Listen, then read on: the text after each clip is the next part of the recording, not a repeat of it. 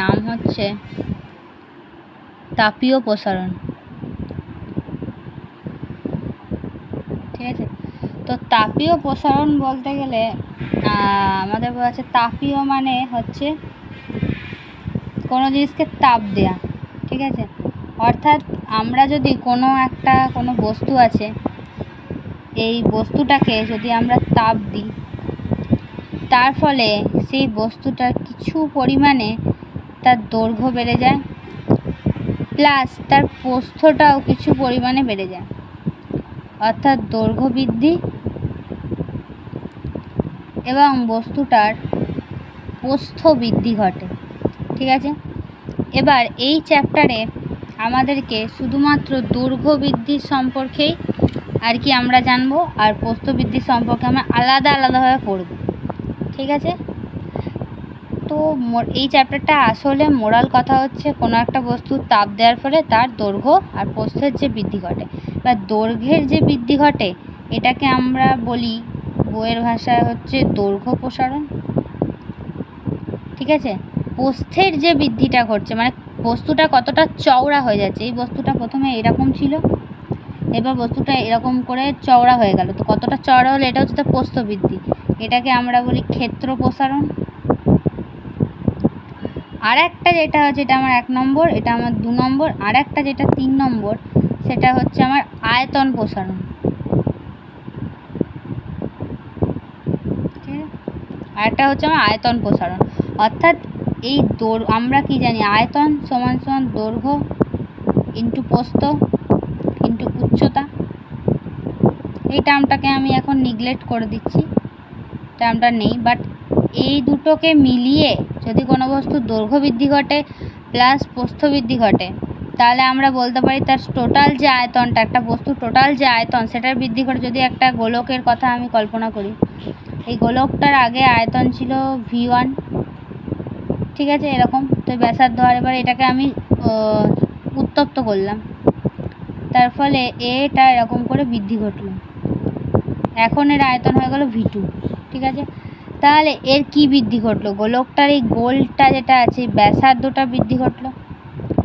আবার যদি একটা আমি চৌকো বক্সের কথা কল্পনা করি, যদি চৌকো বক্সটার কথা কল্পনা করি বা এটাকে যদি আমি তাপ দিই, তাহলে এর হচ্ছে এই চারিদিকে এটা এরকম করে বাড়বে। আদপে বৃদ্ধিটা যেটা হয় সেটা খুবই নগণ্য হয়, অর্থাৎ এতটাই বৃদ্ধিটা কম হয় যে ওটাকে আমরা খালি চোখে দেখতে পারি না, বাট বৃদ্ধি ঘটে। তো এটা যে ঘটলো, এর প্রথম হচ্ছে দৈর্ঘ্য বৃদ্ধি ঘটলো আর তারপরে প্রস্থ বৃদ্ধি ঘটলো, তাহলে এর টোটালটা যেটা বৃদ্ধি ঘটলো সেটাকে আমি বলছি আয়তন, এটাও বেড়ে গেল। ওকে, এরপর নর্মালি যেটা আমাদের হয়, আমাদের 2 ধরনের ধাতু থাকে। 2 ধরনের ধাতু থাকে, কী ধাতু? এক হচ্ছে যার যে তাপ দিলে যে প্রসারণ যেটা হয় সেই প্রসারণটা বেশি হয়, এক হচ্ছে তাপ দিলে যে প্রসারণটা এটা হচ্ছে সেই প্রসারণটা হচ্ছে কম হয়। এই 2 ধরনের ধাতু আমাদের থাকে। তো এবার যেই ধাতুগুলোর তাপ দিলে প্রসারণটা কম হচ্ছে, সেই ধাতুগুলো কোনো দুটো ধাতু মিশিয়ে তৈরি করা হয়, এইগুলোকে আমরা ইনভার বলি। এটা বইতে লেখা আছে। ইনভার কী জিনিস, যে না লোহা যে আছে, লোহা আর নিকেলটাকে মিশিয়ে এই ধাতুটা তৈরি করা হয়, যেটা আমরা ইনভার বলি। কোনো ধাতু যদি মিশিয়ে তৈরি করা তাকে আমরা সংকর ধাতু বলছি। এবং পাইরেক্স, কাচের তাপীয় প্রসারণ নগণ্য, তো এদেরকে তাপীয় প্রসারণ নগণ্য, অর্থাৎ খুব গরম এলাকা যেমন রাজস্থান হয়ে গেল বা এইসব জায়গায় হয়ে গেল, এসব জায়গায় তো হিটটা খুব বেশি, অন্তত জয়সলমীর 52 ডিগ্রি সেন্টিগ্রেড থাকে, এইসব জায়গায় আমরা এরকম ধাতু ইউজ করে থাকি। ঠিক আছে, এরপর কি হয়, ধরো একটা রবার আছে, রবারকে যদি টানা হয়, যে মোছার যে এরকম রবারগুলো হয়, মোছার যে ইরেজারগুলো যদি টানি, এরকম করে টেনে যদি এরকম করে লম্বা করে দিই, দেখবো ওর এই মাঝের জায়গাটা না খুব গরম হয়ে গেছে। অর্থাৎ কোনো বস্তু যদি টেনে প্রসারিত করি তার মধ্যে একটা তাপের সৃষ্টি হয়। এইবার অনেক ক্ষেত্রে দেখা যায় যে একই ধাতু আছে, সাপোজ যে কোনো ধাতু আছে, এবার যদি একটা ধাতু যদি তামা থাকে আর একটা ধাতু যদি লোহা থাকে, যদি আমি তামার ওপর তাপ প্রয়োগ করি তাহলে তামার যে প্রসারণটা সেটা বেশি হয়ে যায়, প্রসারণ যেটা, আর যদি আমি লোহার ওপর যদি আমি তাপ প্রয়োগ করি তাহলে এর যে প্রসারণটা সেটা কম হয়। তা কেন হয় তার পেছনে দায়ী হচ্ছে তামা আর লোহার যে ঘনত্ব যেটা আছে। তামা যেটা আছে লোহার অপেক্ষায় কিন্তু তামা খুব কম মানে শক্ত, রিজিড যেটাকে বলছে। রিজিডিটি মানে হচ্ছে একটা যদি তামার টুকরো নিই এর মধ্যে যে ইলেকট্রনগুলো আছে সেগুলো পরস্পর অতটা বেশি জোরালো নয়, ফাঁকা ফাঁকা ফাঁকা ফাঁকা। কিন্তু একটা যদি লোহার টুকরো নিই সে যদি মাইক্রোস্কোপ দিয়ে দেখি তাহলে দেখবো এরকম করে একটা খুব ঘিচিবিচি আকারের একটা বিন্যাস ইলেকট্রনগুলো দেখা যাচ্ছে। অর্থাৎ এদেরকে যদি তাপ দিও, অর্থাৎ একে যদি আমি 1000 না 500 ডিগ্রি সেন্টিগ্রেড তাপ দিলাম, একেও 500 ডিগ্রি সেন্টিগ্রেড তাপ দিলাম, দেখবো এই তামাটা গলে গেছে, তামাটা গলে গেছে। কিন্তু এই লোহাটা তখনও গলেনি। লোহা ইউজুয়ালি 1000 ডিগ্রি সেন্টিগ্রেডে গলে আর কি, এটা গলেনি তখনও। তার মানে লোহার যে অণুগুলো আছে গলে যাওয়া মানে কি, এই যদি আমরা সবচেয়ে বেশি অণুগুলো কাছাকাছি থাকে মানে আর কি ডেন্স প্যাকড যেটাকে বলছে, তাই ঘনভাবে সন্নিবিশিষ্ট ডেন্সলি প্যাকড, সেটা কখন থাকে, সেটা কঠিনে থাকে, সবচেয়ে বেশি ঘন সন্নিবিশিষ্ট কঠিনে থাকে। তারপর যখন কঠিন থেকে তরলে যায় তখন অণুগুলো কিছুটা হলেও নিজেদের মধ্যে থেকে এরকম করে সরতে শুরু করে, এরকম করে সরতে শুরু করে। প্রথমে তামার মধ্যে কি লোহার মধ্যে এরকম করে প্যাক প্যাক থাকে, তো তরলে গেলে কি হয় যে একটু সরতে শুরু করে, গ্যাসে গেলে একদম ফ্রিলি মুভেবল, চারিদিকে ঘুরে ঘুরে ঘুরে ঘুরে বেড়ায়। তো এর জন্য কঠিনের মধ্যে অণুর ঘনত্বটা সবচেয়ে বেশি, আর তার মধ্যে কঠিন তো তামাও আর কঠিন লোহাও, বাট লোহার মধ্যে এর ঘনত্ব অণুগুলোর ঘনত্ব আরও বেশি। তার ফলে লোহার ক্ষেত্রে আয়তন প্রসারণ যদি তাপ দিই 500 ডিগ্রি সেন্টিগ্রেড উষ্ণতে এর যত অণুগুলো দূরে দূরে সরে যাবে, অর্থাৎ যত এর প্রসারণ ঘটবে তার থেকে তামার প্রসারণটা বেশি হবে। তো বইয়ের মধ্যে একটা কথা লেখা আছে, সেটা হচ্ছে দ্বিধাতব পাত, দ্বিধাতব পাত, ঠিক আছে। দ্বিধাতব পাতটা হচ্ছে এই কনসেপ্টে বেস্ট, কি না দুটো পাত নেবো, একটা মেবি তামার হতে পারে, লোহার হতে পারে, বা এরকমই ধাতু, যে একটা ধাতুকে যদি আমরা তাপ দিই সেটা খুব বেশি পরিমাণে গলে যাবে, আর একটা ধাতুকে যদি আমরা তাপ দিই সেটা কিছুই প্রায় হবে না আর কি, গলবে বাট অতটা নয়। তো সেরকমই আমি দুটো পাত নিলাম, একটা পাত আমি হয়তো পিতলের নিলাম, ঠিক আছে, আর একটা পাত এটা হচ্ছে পিতলেরটা কালার করে দিই, আর একটা পাত এর সঙ্গে আর একটা পাত নিলাম হচ্ছে এটা লোহার নিলাম। এবার এই দুটো পাতকে আমি কি করলাম, পরস্পর জয়েন করে ঝাল করে দিলাম বা ঝালাই করে দিলাম, যেটাই বলে। আমি এই দুটোকে নিয়ে এরকম করে ঝালাই করে দিলাম। তো ঝালাই করে দেওয়ার পর এই দুটো পাতকে নিয়ে ঝালাই করে দিলাম। এই পাতটাকে আমরা এই ঝালাই করাটাকে আমরা বলছি রিভেট, ঠিক আছে, রিভেট করা। আর এই পাতদয় দুটো পাতকে আমি একসঙ্গে দ্বিধাতব পাত বলছি। আমি এটাকে হয়তো কোনো বাড়ির বিভিন্ন সুইচের সঙ্গে এরকম করে কানেক্ট করতে পারি, দিয়ে আমি বাড়ির যে মেন সুইচটার সঙ্গে এই দ্বিধাতব পাতটাকে আমি এভাবে কানেক্ট করে দিলাম, এরকম করে কানেক্ট করে দিলাম। কোনো সুইচ নেই এখানে, কোনো সুইচ নেই, জাস্ট আগে এটাকে আমি কানেক্ট করে দিয়েছি, ঠিক আছে। এরপর কি হবে, যখন বাড়িতে কারেন্ট আসবে, সাপোজ এইখানে একটা আমি ব্যাটারির ব্যবস্থা করি, ঠিক আছে, পজিটিভ নেগেটিভ। তো এরকম করে যখন এর মধ্যে থেকে কারেন্ট এলো, ঠিক আছে, বাড়ির কারেন্ট হচ্ছে 220 ভোল্ট, ঠিক আছে, বাড়ির কারেন্ট 220 ভোল্ট। এবার 220 ভোল্ট হয়তো এর মধ্যে থেকে আসছে, কোনো কারণে এই 220 ভোল্টের থেকে যদি বেশি কারেন্ট চলে আসে, এই যে পাতটা, এই পিতল আর লোহার যে পাতটা, এটা হচ্ছে এই যে পাতটা, এটা হচ্ছে 220 ভোল্ট কারেন্ট সহ্য করতে পারবে, ঠিক আছে। এই 220 ভোল্ট কারেন্টের থেকে যদি বাই চান্স কোনো বেশি কারেন্ট চলে আসে তাহলে এই পাতটা আর সেটা সহ্য করতে পারবে না। তখন কী হবে সেটাই দেখার, যে 220 ভোল্ট কারেন্টটা যখন যাচ্ছে তখন এই পাতটা এরকম সোজা থাকছে, কিচ্ছু হচ্ছে না, পাতটা একদম সোজা থাকছে। এবার যদি বাই চান্স কোনো কারণে বাড়িতে বেশি কারেন্ট এসে পড়ে, হয়তো 280 ভোল্ট কারেন্ট চলে এলো, তখন কি হবে, যখনই আমরা জানি কি যখন কারেন্ট ফ্লো হয় তার সঙ্গে সঙ্গে উষ্ণতা বাড়ে। কোনো ফোন যদি দীর্ঘক্ষণ চলতে থাকে, ব্যাটারিটা দীর্ঘক্ষণ যদি চলতে থাকে, সেটা একটা সময় হিট হয়ে যায়, উষ্ণতা বেড়ে যায়। তো কারেন্ট যদি 200 ভোল্ট চলতে থাকে তাহলে এই পাতটা তো গরম হয়ে থাকবে। কিন্তু যখনই 280 ভোল্ট হয়ে যাবে কি 240 ভোল্ট হয়ে যাবে কি 260 ভোল্ট হয়ে যাবে, এই পাতটা কী হবে, বেঁকে যাবে। কি করে বেঁকে যাবে? এই পাতটা খানিকটা এরকম শেপের হয়ে যাবে। এটা এরকম, অতটা ভালো করে ছবিটা আঁকা যাচ্ছে না, বাট পাতটা এই শেপের হয়ে যাবে।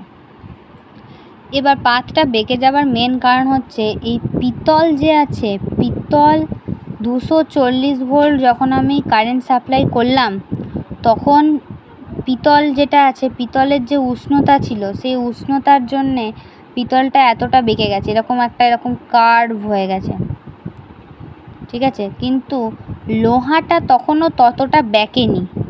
এটা লোহাটা যেটা আছে সেটা তখনও ততটা বেঁকেনি। কারণ কি, এই 240 ভোল্টে যদি ধরো এর মধ্যে হয়তো 500 কি 200 ডিগ্রি উষ্ণতা বেড়েছে, ঠিক আছে। এই 200 ডিগ্রি উষ্ণতায় পিতলটাকে এতটা বাঁকিয়ে দেওয়ার জন্য যথেষ্ট, কিন্তু এই লোহাটাকে কিন্তু অতটা বাঁকাতে পারেনি। অর্থাৎ দুটো পাতের অসম প্রসারণ হয়েছে, তার ফলে পাতটা বেঁকে গেছে। এরকম পিতলটা বেশি বেঁকেছে তাই ওপরটা উত্তল হয়ে গেছে, লোহাটা কম বেঁকেছে তাই এরকম কম প্রসারণ হয়ে গেছে। অর্থাৎ যদি আমি একই ভোল্ট কারেন্ট দিলাম, 280 ভোল্ট কারেন্ট দিলাম, 200 ডিগ্রি সেন্টিগ্রেড উষ্ণতা বেড়েছে, এই কারেন্টটা দেওয়ার ফলে এত উষ্ণতা বেড়েছে, একই উষ্ণতা বেড়েছে, দুটো পাতেরই একই উষ্ণতা বেড়েছে, কিন্তু পিতলের প্রসারণটা সবথেকে বেশি হয়েছে, লোহার প্রসারণ সবথেকে কম হয়েছে। এর থেকে বোঝা যায় উষ্ণতা যদি একই উষ্ণতা করি, যে একই উষ্ণতা দিই, তার সত্ত্বেও কি ধাতুগুলো মানে প্রত্যেকটা ধাতুর আলাদা আলাদা ধাতুর আলাদা আলাদা প্রসারণ ঘটে। সব ধাতুর প্রসারণ সমান ঘটে না, সব ধাতুর প্রসারণ যেটা সেটা সমান নয়, প্রসারণ সমান নয়, ঠিক আছে। এরপরে আমার হচ্ছে কঠিন পদার্থের প্রসারণ। কঠিনের যে প্রসারণ সেটা কি, কোনো লোহা, তামার টুকরো, এগুলো সবই কঠিন, বা যেসব কঠিন পদার্থ আছে। এবার কোনো একটা কঠিন পদার্থের টুকরো নিলাম, সেটা লোহার হতে পারে, তামার হতে পারে। তো সংজ্ঞা অনুযায়ী কী বলেছে, কোনো কঠিন পদার্থে একক দৈর্ঘ্য, একক উষ্ণতা বৃদ্ধির জন্য যে পরিমাণে দৈর্ঘ্য প্রসারণ ঘটে তাকে ওই পদার্থের দৈর্ঘ্য প্রসারণ বলা হচ্ছে। অর্থাৎ কোনো পদার্থের এই দৈর্ঘ্যটাকে যদি আমি L1 ধরি, বইতে যেটা দেয়া আছে আমি সেটাই বলছি, এই দৈর্ঘ্যটাকে আমরা L1 বলছি, ঠিক আছে।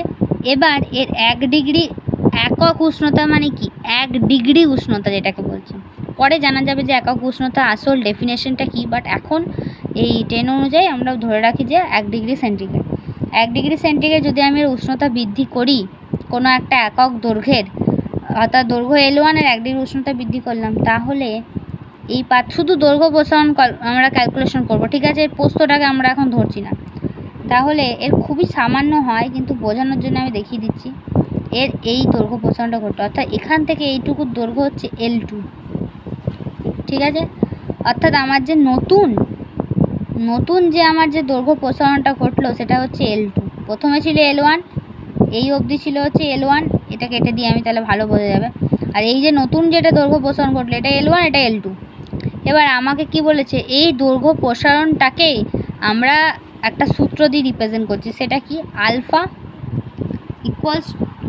ইকুয়ালস টু দৈর্ঘ্য প্রসারণ বাই প্রাথমিক দৈর্ঘ্য ইন্টু উষ্ণতা বৃদ্ধি, ঠিক আছে। এটা হচ্ছে এই সংখ্যাটা মনে রাখলে আমার ফর্মুলাটা করে দেবো। আচ্ছা, উষ্ণতা বৃদ্ধি 1 ডিগ্রি সেন্টিগ্রেড করেছি, তাহলে 1 ডিগ্রি সেন্টিগ্রেড মানে তো একক উষ্ণতা বৃদ্ধি করেছি, তাহলে এটাকে আমি টি ধরতেই পারি। যে যখন এই পাতটা এরকম ছিল তখন এর উষ্ণতা ছিল T1, এবার আমি এর বৃদ্ধি করলাম, তাহলে এখন এর উষ্ণতা হলো T2, তাহলে T equals to T1 plus T1 ছিল, T2 উষ্ণতা বৃদ্ধি হলো। এবার আমি এটাকে এইভাবে লিখবো না, আমি এটাকে সায়েন্সের ভাষায় লিখব যে T2-র উষ্ণতাটা নিশ্চয়ই T1-এর থেকে বেশি হবে। এটা আমি বুঝতে পারছি যে T2-র উষ্ণতাটা আমার T1-এর থেকে নিশ্চয়ই বেশি হবে, কারণ যখন আমি রবারটাকে টেনে বড় করলাম তখন ওর মধ্যে একটা তাপের সৃষ্টি হলো। তার মানে আমি যদি এই পাতটাকে বা লোহাটাকে আমি যদি টেনে বড় করি, তার মানে এর মধ্যে নিশ্চয়ই একটা উষ্ণতার সৃষ্টি হচ্ছে, তাহলে এর T2 উষ্ণতাটা বেশি হবে। এই জন্য আমি এটাকে এইভাবে লিখবো, T2 মাইনাস T1, বইতে এইভাবেই লেখা আছে। এবার আমি ফর্মুলাটা বসাবো। দৈর্ঘ্য প্রসারণ আগে ছিল কি L1, এখন হলো হচ্ছে L2, তাহলে আমি L2 মাইনাস L1 হলো। এরপর বলেছে আমার প্রাথমিক দৈর্ঘ্যটা আমার কি, প্রাথমিক দৈর্ঘ্য হচ্ছে আমার L1, এটা হচ্ছে আমার প্রাথমিক দৈর্ঘ্য, ইনিশিয়াল প্রাথমিক দৈর্ঘ্য। এবার প্রাথমিক দৈর্ঘ্য ইন্টু উষ্ণতা বৃদ্ধি, তো উষ্ণতা বৃদ্ধি হচ্ছে T2 মাইনাস T1, ব্যাস, সিম্পল ফর্মুলা ক্লিয়ার। এবার এটাকে আমি গুছিয়ে বাগিয়ে লিখেছি, এটা সমান সমান হচ্ছে আলফা, দৈর্ঘ্য প্রসারণ গুণাঙ্ক। এবার আমি আলফা সমান সমান L2 minus L1 divided by L1 into T2 minus T1, এই ফর্মুলাটাকে গুছিয়ে বাগিয়ে এই যে L2টা আছে, এই L2টাকে কমন নিয়ে এদিকে নিয়ে এসেছে, দিয়ে এরা লিখেছে L2 equals to L1 1 plus alpha T2 minus T1। এটা একটা বড় ডেরিভেশন আছে, যেটা ছোট ফর্মুলা এখানে দেওয়া হয়েছে। আচ্ছা, এর ক্ষেত্রে আমাকে মেনলি এদের এককগুলো মনে রাখতে হবে, এককগুলো বই থেকে পড়ে নেবে। এককগুলো কিন্তু প্রচুর ইম্পর্ট্যান্ট। আর একটা জিনিস ইম্পর্ট্যান্ট, সেটা হচ্ছে মাত্রীয় সংকেত। ঠিক আছে, এটা খুব ইন্টারেস্টিং জিনিস, যে সবার একটা আলাদা মাত্রীয় সংকেত থাকে, বাট এদের মাত্রীয় সংকেতটা কিছুটা ডিফারেন্ট, থিটা ইনভার্স, এই জন্য এটাকে মনে রাখতে হবে। আর একটা সম্পর্ক, সেটা হচ্ছে alpha C equals to alpha কে, বইতে দেওয়া আছে কেলভিনের যে সম্পর্কটা, 1 ডিগ্রি ফারেনহাইট, ক্যামেরাটা একটু সরাই, 1 degree Fahrenheit equals to 5/9 degree Celsius. ব্যাস, এই কটা জিনিস মনে রাখতে হবে। আর আর ওই জেনে রাখো, ওই জায়গাটা একটুখানি পড়ে নিলে ভালো হয়। আচ্ছা, এবার আমার যেটা হচ্ছে সেটা হচ্ছে আমার ক্ষেত্র প্রসারণ। ঠিক আছে, ক্ষেত্র প্রসারণের ক্ষেত্রে আমি বললাম আবার আমি এরকম তামার টুকরো নিই। এবার এটা আমি দৈর্ঘ্য প্রসারণটা ধরবো না, ঠিক আছে, শুধুমাত্র আমি এর ক্ষেত্র প্রসারণটাই ধরবো। সাপোজ এর আগের যে ক্ষেত্রটা ছিল, ক্ষেত্র মানে এর যে উইথ, এই সাইডের দুটোর কথা বলছি আমি, এর আগে যেটা ছিল সেটা হচ্ছে S1, তখন উষ্ণতা যেটা ছিল সেটা হচ্ছে T1 টেম্পারেচার। এবার আমি এটাকে এভাবে গায়ের জোরে একেবারে টানলাম, টেনে এটাকে এরকম করে বাড়িয়ে দিলাম, তাহলে এখন এটা হলো S2, এর টেম্পারেচার হলো T2।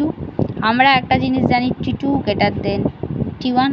ওকে, তাহলে এর ফর্মুলাটা আমি এখানে ক্ষেত্র যে প্রসারণ গুণাঙ্ক যেটা আছে, আমি অত লিখছি না, জাস্ট গুণাঙ্ক লিখে দিচ্ছি।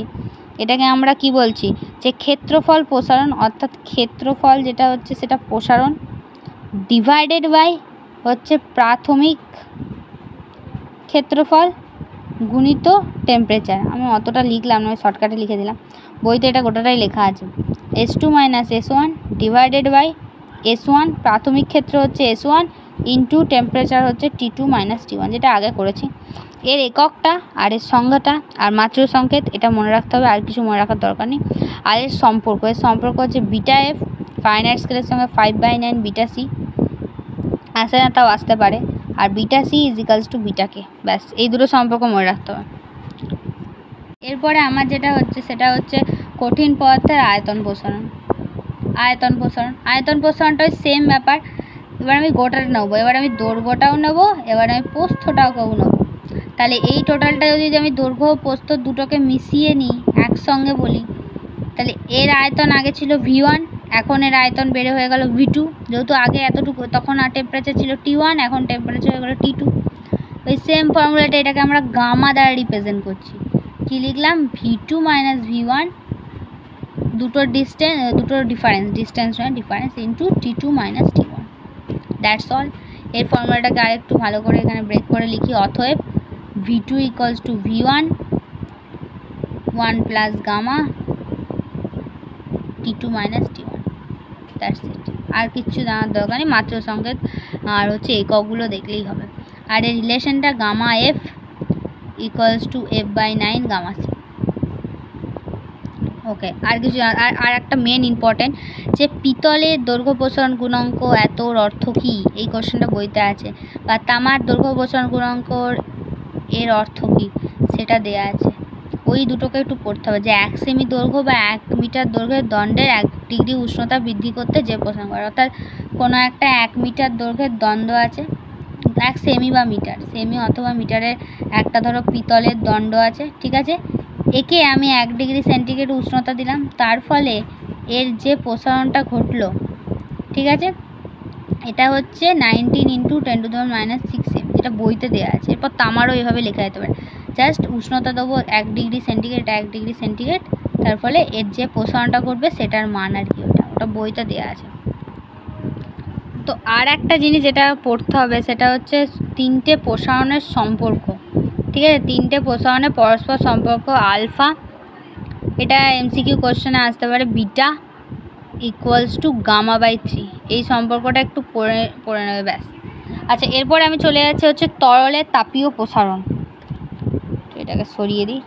তো তরলের তাপীয় প্রসারণ, এবার তরলের ক্ষেত্রে জিনিসটা কী হচ্ছে, যদি আমি একটা শক্ত জিনিসের কথা ইমাজিন করি, লোহা হলো, তামার টুকরো হলো, এগুলোকে ইজিলি আমরা দৈর্ঘ্য প্রস্থ উচ্চতা দিয়ে বিচার করতে পারছি, বাট তরল তো একটা এরকম জেলি লাইক জিনিস, এটাকে আমি কি বলবো, দৈর্ঘ্য প্রসারণ, উচ্চতা প্রসারণ। তো এই গোটাটাকে আমরা আসলে আয়তন ধরে নিই, যে এটাকে আমরা বলি আয়তন, অর্থাৎ এর তরলে শুধুমাত্র আয়তন প্রসারণ হয়, ওকে, দৈর্ঘ্য প্রসারণ, উচ্চতা প্রসারণ হয় না। এবার তরলের ক্ষেত্রে কি হচ্ছে, তরল তো এমনি আমরা এরকম করে হাতে ধরে রাখতে পারবো না, বা তরলকে আমরা কোনোভাবে দাঁড়িপাল্লায় চাপাতে পারবো না। এটা লোহার টুকরোকে একটা দাঁড়িপাল্লায় চাপানো, তরলকে চাপানো যায় না। তো তরলের ক্ষেত্রে আমাকে কী করতে হবে, যে তরলকে আমরা কোনো বাটিতে রাখবো, এরকম একটা বাটি নেবো, সেই বাটির মধ্যে আমরা তরলকে রাখি, ঠিক তো, যেই বাটিতে রাখি তরল সেই বাটির আকার ধারণ করে নেয়। তো সেই ক্ষেত্রে কি হয়, ধরো এটাকে আমি তাপ দিচ্ছি, তো এবার আমরা বলবো তো তরলের প্রসারণ করছে। হ্যাঁ, যদি আমি তাপ দিই তরল বাষ্প হবে, ঠিক আছে, বাট বাষ্প হওয়ার আগের স্টেজে তরলের কিছুটা প্রসারণ ঘটে, অর্থাৎ তরলের অণুগুলো পরস্পর থেকে এরকম দূরে সরতে থাকে, সরে যাওয়ার পর তরলের প্রসারণটা ঘটছে, তখন সরে যাওয়ার পর তরল বাষ্প হয়ে যাচ্ছে, কিন্তু তো এই স্টেজটাতে তরলের তো প্রসারণ ঘটছে। এইখানে আমরা বলছি তরলের, এই যে তরলের যে প্রসারণটা যেটা ঘটছে সেটাকে আমরা বলছি তরলের হচ্ছে আপাত প্রসারণ। এবার প্রকৃত প্রসারণ কাকে বলছে, যে যখন আমরা এই বাটিটাকে উত্তপ্ত করছি, এই বাটির সঙ্গে তরলের অণুগুলো এরকম করে লেগে আছে, ঠিক আছে, তাহলে এই বাটিটা তো কোনো লোহার হতে পারে, পিতলের হতে পারে, তামার হতে পারে, যারই হোক, সেটারও তো কিছু, এই বাটির ভেতরের যে অণুগুলো যেগুলো আছে বাটিতে, সেই বাটির অণুগুলোরও তো প্রসারণ ঘটছে। তাহলে এই তরলের প্রসারণ প্লাস বাটির প্রসারণ, এই দুটো প্রসারণকে আমরা একসঙ্গে বলছি হচ্ছে প্রকৃত প্রসারণ, তরলের প্রকৃত প্রসারণ।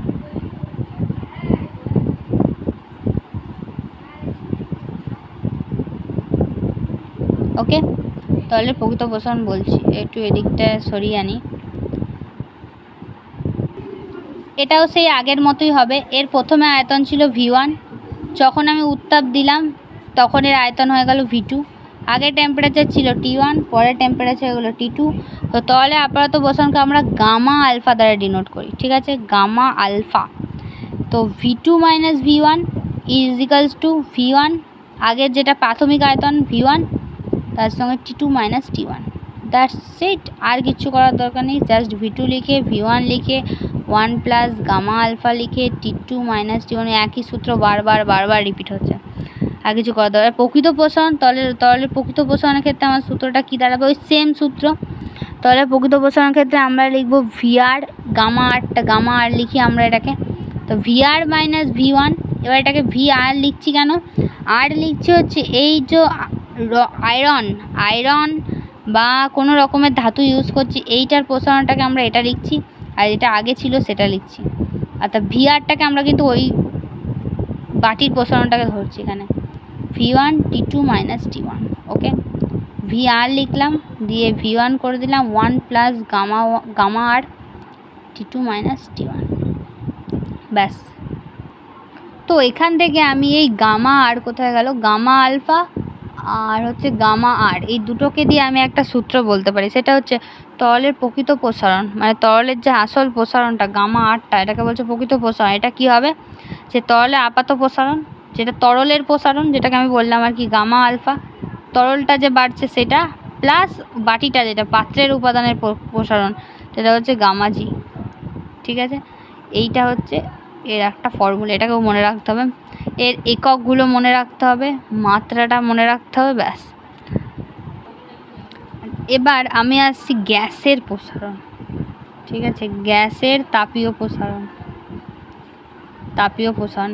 একটা জিনিস আমরা জানি কি, গ্যাস মানে কি, আমার চারপাশে আমি যেখানে চোখে দেখতে পাচ্ছি না বাট আমার চারপাশে বায়ু আছে, যখন উষ্ণতা বেড়ে যায় তখন বায়ু হালকা হয়ে ওপর দিকে উঠে যায় আর শীতল বায়ু নিচের দিকে নেমে আসে। এটা আমরা মোটামুটি ভূগোলে, ফিজিক্সে নর্মালি আমরা পড়েছি।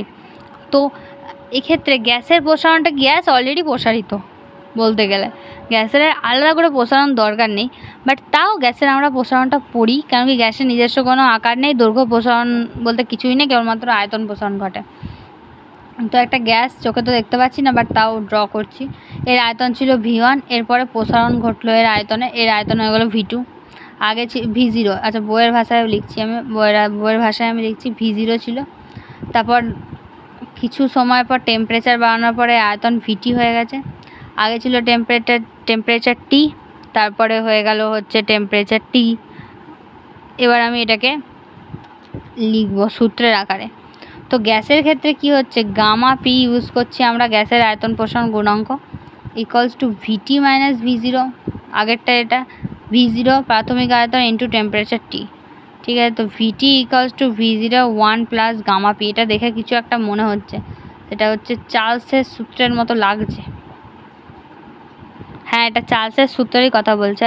একটা মনে রাখতে হবে, গ্যাসের আয়তন ও চাপ উভয় বৃদ্ধি পায়, ঠিক আছে। তো সেই কারণে কি হয় যে উষ্ণতা বৃদ্ধি যদি পায় তো শুধু আয়তন প্রসারণের সময় চাপটা স্থির রাখতে হয়, অর্থাৎ গ্যাসে যদি আমরা আয়তনটা কমিয়ে দিই তাহলে গ্যাসের অলরেডি চাপটা যেটা আছে সেটা বেড়ে যাবে, ঠিক আছে। ভালো করে আয়তন কমিয়ে দিলে চাপ বেড়ে যাবে, চাপ বাড়িয়ে দিই তাহলে গ্যাসের যে আয়তন সেটা কমে যাবে। তো গ্যাসের কিন্তু এরকম সম্পর্ক চলে, ঠিক আছে। এবার এদিকটায় আসি, এটা হচ্ছে চার্লসের সূত্র আর আয়তন প্রসারণ গুণাঙ্ক। এবার চার্লসের সূত্রের ক্ষেত্রে আমরা একটা জিনিস মানে প্রথমে চার্লস সূত্র বলি যে স্থির চাপে, অর্থাৎ প্রেশারটাকে আমি কনস্ট্যান্ট করে নিচ্ছি। চার্লসের সূত্রে প্রেশার কনস্ট্যান্ট থাকে, আমি লিখি এখানে চার্লসের সূত্র, ঠিক আছে। চার্লসের সূত্রে কি হচ্ছে, প্রেশারটা কনস্ট্যান্ট থাকছে, যদি আমার চাপটাকে আমি কনস্ট্যান্ট করে দিই আর ভরটাকেও আমি কি করলাম, কনস্ট্যান্ট করে দিলাম, তাহলে এতে কি হচ্ছে, যখন আমি কোনো গ্যাসের উষ্ণতা বৃদ্ধি করছি, যখন আমি কোনো গ্যাসের বৃদ্ধি করছি তখন এর আয়তনটা সেটাও বৃদ্ধি পাচ্ছে, আয়তন, ঠিক আছে। অর্থাৎ উষ্ণতা যদি আমি প্রথমে একটা গ্যাস আছে, এই গ্যাস এর উষ্ণতা 0 ডিগ্রি সেন্টিগ্রেড ছিল, ঠিক আছে, 0 ডিগ্রি সেন্টিগ্রেড ছিল। এবার এর উষ্ণতাটাকে আমি 1 ডিগ্রি বৃদ্ধি করলাম, ঠিক আছে। এই 0 ডিগ্রি যখন এর সেন্টিগ্রেড ছিল তখন এর আয়তন ছিল V1, 1 ডিগ্রি বৃদ্ধি করলাম, এবার এর আয়তন হয়ে গেল V2, ওকে। এটা হচ্ছে আমার চার্লসের সূত্র। চার্লসের সূত্রে চার্লস বলেছিলেন যে কোনো গ্যাসের যদি প্রেশার আর আমি যদি ভরটাকে কনস্ট্যান্ট রাখি তাহলে কোনো গ্যাসের যে আয়তন যেটা আছে সেটা প্রতি 1 ডিগ্রি উষ্ণতা বৃদ্ধি বা হ্রাসের জন্যে গ্যাসের যে আয়তন আছে এই আয়তনটা সেটা 173 ডিগ্রি বৃদ্ধি পাবে বা হ্রাস পাবে।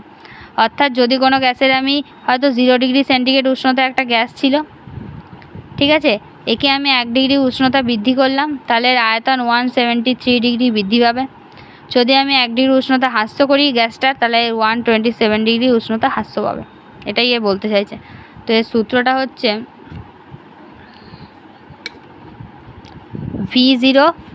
VT equals to V0 1 plus 1/273 into T, ওকে। এটা একটা গ্রাফ আছে, এরকম টাইপের গ্রাফটা PV লেখাচিত্রে পড়ানো হয়েছে। এবার হচ্ছে আমাদের তাপের পরিবহন, থার্মাল কন্ডাক্টিভিটি। তাপের পরিবহনটা কী করে হচ্ছে, যে কোনো একটা এরকম আমি লোহার দণ্ড নিচ্ছি, এবার এর অণু আছে, ভাগা করে অণুগুলোকে আঁকি আগে, তারপর দেখাচ্ছি। এখান থেকে আমি একে উষ্ণতা দিলাম, এটা একটু সাইড করে দিই, এখান থেকে আমি একে উষ্ণতা দিলাম, হিট দিলাম, ঠিক আছে। এর ফলে প্রথমে এই অণুটা উত্তপ্ত হলো, তারপর এই পাশের অণুটাকে উত্তপ্ত, মানে এরা খুব কাছাকাছি থাকে আর কি, এরকম কাছাকাছি থাকে, আমি বোঝার সুবিধার জন্য দূরে দূরে এঁকেছি। এর যে উত্তাপটা সে এঁকে দিল, এভাবে তাপটা এগোতে থাকে। পরিবহন মানে কি, যে আমাকে কেউ বহন করছে। তাহলে এই যে আমি যে তাপটা দিলাম, এই তাপটা যেটা দিলাম, এই তাপটাকে এই এ বহন করছে, ইলেকট্রনটা বা এই অণুটা। এই অণুটা নিজের তাপটা এঁকে দিল, কিছুটা এঁকে দিল, আবার এই অণুটা নিজের তাপটা এঁকে দিল, এইভাবে তাপ এগোচ্ছে। তো পরিবহন মানে কি, যে তাপটাকে আমি পরিবহন করে দিচ্ছি। এবার পরিচলন একটা আলাদা টার্ম আছে, রায়মার্টিনের বইতে দেওয়া হয়েছে। সেই টার্মটা হচ্ছে যে আমরা যখন তাপ দিচ্ছি, কিছুটা তাপ অণুগুলো নিজেরাও শোষণ করছে। না ধরো একটা অণু আছে, এই একটা অণু আছে, এ যদি ধরো এর হয়তো উষ্ণতা হলো 10 ডিগ্রি সেন্টিগ্রেড, এ যদি সব তাপটাই 10 ডিগ্রি সেন্টিগ্রেড একে দিয়ে দেয় দ্বিতীয় অণুটাকে, সেকেন্ড অণু, এটা হচ্ছে ফার্স্ট অণু, তাহলে এ তো তখন 0 ডিগ্রি সেন্টিগ্রেড হয়ে যাবে, তাহলে এ তো ঠান্ডা হয়ে যাবে, তাই না? আসলে কি তা হয়? কোনো লোহার রডকে গরম করলে সে কি হট করে সামনেটা ঠান্ডা হয়ে যায়, পেছন দিকে তাপটা পাঠিয়ে দেয়? এরকম তো হয় না, সে কিছুটা শোষণ করে আর বাকিটাকে ছেড়ে। অর্থাৎ যদি আমি 10 ডিগ্রি সেন্টিগ্রেড কোনো অণুকে তাপ দিই, তাই সে কী করবে, সে 10 ডিগ্রিটাকে শোষণ করবে, ঠিক আছে, কিন্তু এই যখন এই দ্বিতীয় অণুটাকে তাপটা দেবে, সে হয়তো তাকে 8 ডিগ্রি দিল আর বাকি 2 ডিগ্রি নিজে শোষণ করে রেখে নেয়। পরিচলন আর হচ্ছে কি বিকিরণ, সে কিছুটা পরিমাণে তাপ বিকিরণ করে। অর্থাৎ কিছুটা পরিমাণে তাপ, ধরো এই একটা লোহার খুন্তি আছে, এরকম একটা লোহার সেই রান্না বান্না করে সেই খুন্তি আছে, এবার রান্না করছে গ্যাসের আগুনের কাছে, এরকম করে খুন্তিটা ধরেছে, তাহলে কিছুটা পরিমাণে তাপ এই খুন্তির অণুগুলো শোষণ করে, ঠিক আছে। তার ফলে নিজেরা কিছুটা পরিমাণে তাপ শোষণ করার পর সেই তাপটাকে পরের অণুকে দিয়ে দেয়, এই অণুটাকে দিয়ে দিল। এবার কিছুটা পরিমাণে তাপ বিকিরণ করে, অর্থাৎ কিছুটা পরিমাণে তাপ বায়ুতে ছেড়ে দেয়, অর্থাৎ বাতাসে ছেড়ে দেয়। মানে এই যে চারিদিকে যে বায়ুটা আছে, এই বায়ুতে কিছুটা পরিমাণে তাপ কী করে, এই অণুগুলো এরকম করে ছেড়ে দেয়, কিছুটা পরিমাণে তাপ বাতাসে ছেড়ে দেয়। এই কথাটাই এরা বলেছে, যে প্রথমে পরিবহন করে, নিজেরা শোষণ করে, পরিচালন করে, নিজেরা শোষণ করে, বাকিটা পাঠিয়ে দেয়, আর বিকিরণ করে মানে কিছুটা তাপ বাইরে বাতাসের মধ্যে ছেড়ে দেয়। ধাতুর মধ্যে যে আছে, রূপোর তাপ পরিবহন ক্ষমতা সবচেয়ে বেশি ধাতুর ক্ষেত্রে, আমরা এটাই জানি। বলেছে যে এর এদিকটা হচ্ছে θ2, এদিকটা হচ্ছে θ1, মানে সারফেসটার কথা বলছে। এখান থেকে আমি ওকে কিউ পরিমাণ তাপ দিচ্ছি আর তাপটা এখান থেকে বেরিয়ে আসছে, মানে একটা কিউব কল্পনা করতে পারো, এই কিউব, একটা এরকম কিউব, যার এই যে পাশে আমি এরকম করে তাপ দিচ্ছি, আর এই পাশটা থেকে, মানে এই পাশটা থেকে আমার এরকম করে তাপটা বেরিয়েছে, এই জিনিসটা হচ্ছে এইটা, কিন্তু ওটা একটু চ্যাপ্টা। তো এরা বলছে কি, যে এই পাশের যে উষ্ণতা, মানে এই θ2টা, এই θ2 এর উষ্ণতা যেটা আছে সেটা হচ্ছে বেশি, ঠিক আছে, আর θ1 উষ্ণতা কম। তাহলে আমরা কি জানি, জল বেশি জায়গা থেকে কম জায়গায় ফ্লো হবে, তা θ2 যদি উষ্ণতা বেশি থাকে, তাতে সেটা মানে বেশি উষ্ণ থেকে কম উষ্ণর দিকে যাবে, তো এখান থেকে তাপটা সবসময় এদিক বরাবর যাবে, মানে θ2 থেকে তাপটা θ1 দিকে আসবে। এরপর তাহলে আমি এখানে বলতে পারি যে কি করে আমি বুঝবো যে তাপটা মানে বেশি জায়গা থেকে কমে, তাপটা কিসের ওপর ডিপেন্ড করছে, মানে এই যে তাপটা, এই কিউ যে তাপ, এটা যে এই পাত্রের এই যে পাতটা আছে, লোহার পাত হোক, তামার পাত হোক, এর মধ্যে দিয়ে যে যাচ্ছে, সেটা আসলে কিভাবে যাচ্ছে, মানে কিসের ওপর ডিপেন্ড করছে, সেটা ডিপেন্ড করছে হচ্ছে ক্ষেত্রফলের ওপর। অর্থাৎ এর ক্ষেত্রফল যত ছোট হবে, তত তাড়াতাড়ি এ উল্টো দিকে চলে যেতে পারবে, ঠিক আছে। মানে এর ক্ষেত্রফল বলতে গেলে এই জায়গা যত বড় হবে, এই কিউবের যে মাঝের চওড়াটা যত বড় হবে, তত তো তাপটা যেতে সময় লাগবে। যেরকম একটা যদি চামচ, যদি গরম কড়াইতে আমরা যদি চামচটা ধরি, কি গ্যাসটা অন করে যদি চামচটা খুব তাড়াতাড়ি গরম হয়ে গিয়ে আমাদের হাতটা পুড়ে যাবে, তাপটা তো তাড়াতাড়ি চামচের সেই ডগাটার কাছে যেখানে আমরা ধরে সেখানে চলে আসছে। কিন্তু যদি খুন্তি ধরি, তাহলে কম আমাদের হাতের কাছে তাপটা আসতে কম টাইম লাগবে। সেটাই বলতে হয় যে কত টাইম, সেটা তার ক্ষেত্রফলের উপর ডিপেন্ড করে। অর্থাৎ এটা হচ্ছে কিউ ভ্যারিয়েজ এ, ক্ষেত্রফলের ওপর ডিপেন্ড করছে।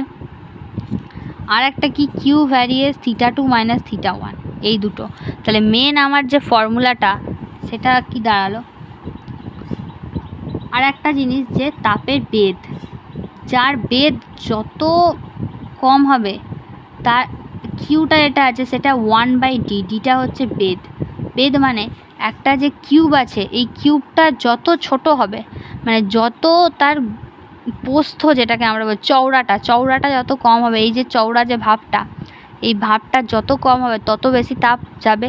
তার মানে তাপটা যত পাতলা কাগজে, যত পাতলা হবে পাতটা, তত তাপটা তাড়াতাড়ি যাবে। তো এটা হচ্ছে ব্যস্তানুপাতিক, যে বেগ যত কম হবে তাপ তত তাড়াতাড়ি পরিবহন করতে পারবে। আর তাপটা কিউ এর সঙ্গে সমান, এটা সবসময় একটা সমানুপাতিক থাকে কিউ এর সঙ্গে সব জিনিসই। তো এই ফর্মুলাটাকে আমি যদি লিখি, তো কিউ এর সঙ্গে টিটা আমি আগে সমান করব, কিউ ভ্যারিয়েস টি, তারপরে কিউর সঙ্গে সমান হচ্ছে θ2 মাইনাস θ1, তারপরে কিউ এর সঙ্গে সমান হচ্ছে এ, তারপর ডিটা ব্যস্তানুপাতিক সম্পর্কে। তো এটাকে আমি একটু গুছিয়ে লিখবো, ধ্রুবকটা সরিয়ে দেবো, মানে ভ্যারিয়েশন চিহ্নটা সরিয়ে দিয়ে এখানে একটা কে নিয়ে আসবো, T equals to θ2 minus θ1 into A divided by D. ব্যাস, এটা হচ্ছে তাপে কে এর যে মানটা, এই কে, এটা হচ্ছে উপাদানের ওপর নির্ভরশীল, কুলম্বের সূত্রের মতো, যে কুলম্বের সূত্রটা উপাদানের ওপর নির্ভর, যেটা উপাদানের ওপর নির্ভর। যদি পিতল থাকে তার ক্ষেত্রে কে এর মান আলাদা হবে, যদি তামা থাকে কে এর মান আলাদা হবে, যদি অন্য কিছু থাকে কে এর মান আলাদা হবে।